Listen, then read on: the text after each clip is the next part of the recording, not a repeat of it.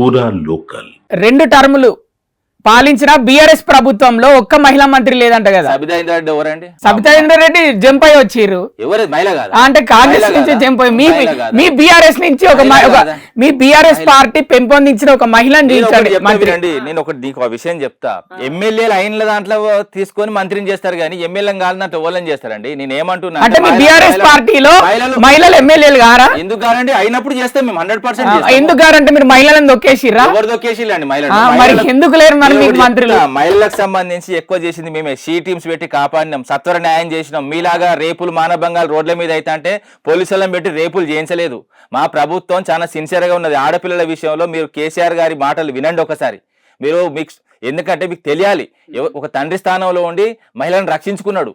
ఆ విధంగా మహిళలు ఒకప్పుడు వాటర్ తీసుకురానికి బాయిల దగ్గరికి బోర దగ్గరికి పోతే భుజాలు కాయగాసేదండి.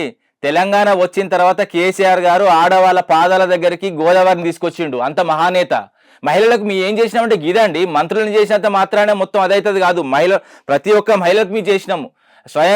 స్వయం ఉపాధి కల్పించినాం. అదే విధంగా వాళ్ళు ఎంఎస్ఎంఈలు కొత్త కంపెనీస్ పెట్టుకుంటే వాళ్ళకు కూడా మేము ఏదైతే పరిశ్రమలకు మంచి అవకాశాలు ఇచ్చినాం.